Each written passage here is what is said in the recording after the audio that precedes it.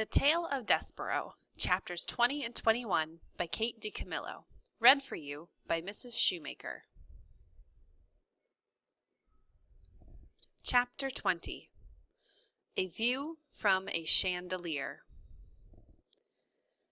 There was, in the banquet hall, a most beautiful and ornate chandelier. The crystals that hung from it caught the light of the candles on the table and the light from the face of the laughing princess.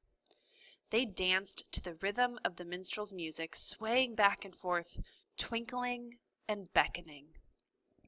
What better place to view all this glory, all this beauty? There was so much laughing and singing and juggling that no one noticed as Roscuro crawled up the table leg and onto the table, and from there flung himself onto the lowest branch of the chandelier. Hanging by one paw, he swung back and forth, admiring the spectacle below him, the smells of the food, the sounds of the music, and the light, the light, the light. Amazing, unbelievable. Roscuro smiled and shook his head.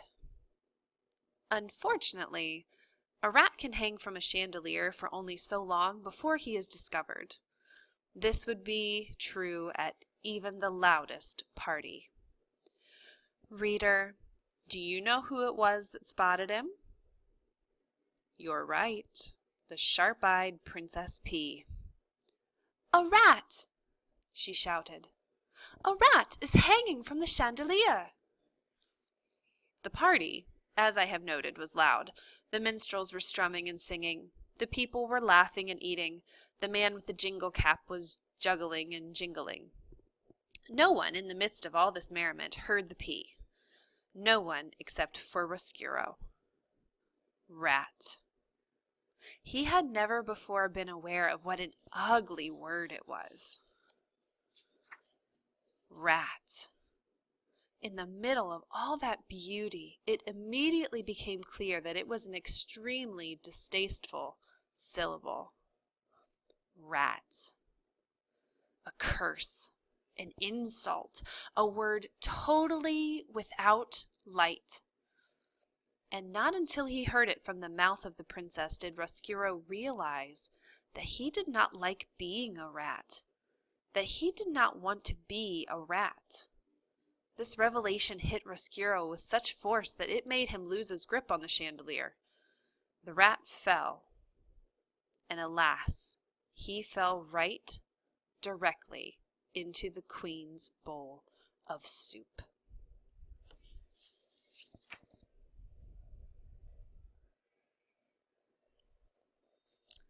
Chapter 21. The Queen's Last Words. The Queen loved soup. She loved soup more than anything in the world except for the Princess P and the King. And because the Queen loved it, soup was served in the castle for every banquet, every lunch, and every dinner.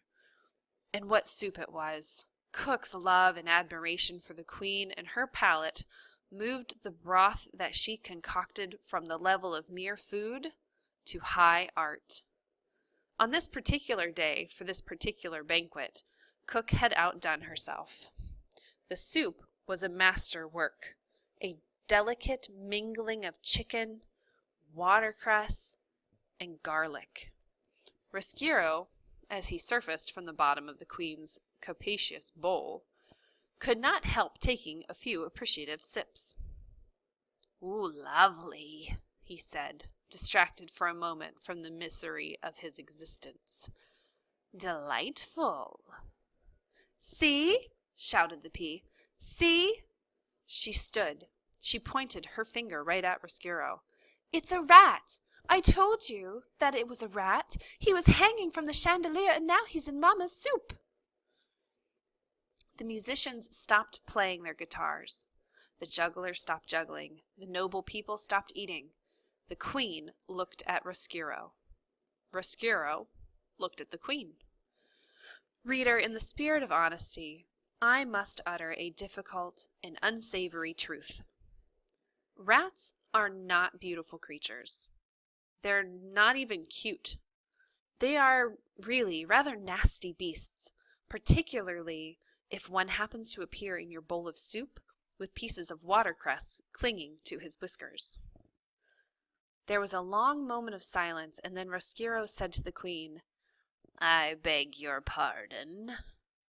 And in response, the queen flung her spoon in the air and made an incredible noise, a noise that was in no way worthy of a queen, a noise somewhere between the neigh of a horse and the squeal of a pig, a noise that sounded something like this. "No!" And then she said, "There's a rat in my soup."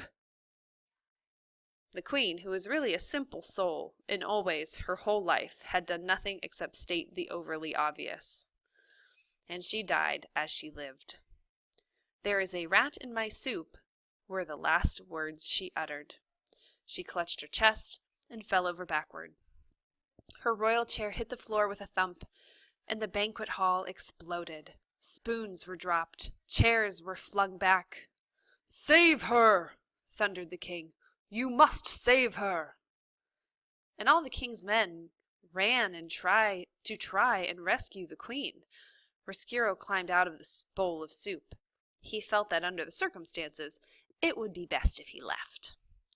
As he crawled across the tablecloth, he remembered the words of the prisoner in the dungeon, his regret that he did not look back at his daughter as he left her. And so Roscuro turned. He looked back, and he saw that the princess was glaring at him. Her eyes were filled with disgust and anger. "Go back to the dungeon," was what the look she gave him said. "Go back into the darkness where you belong." This look, reader, broke Roscuro's heart. Did you think that rats did not have hearts? Wrong. All living things have a heart, and the heart of any living thing can be broken. If the rat had not looked over his shoulder, perhaps his heart would not have broken, and it is possible then that I would not have a story to tell. But reader, he did look.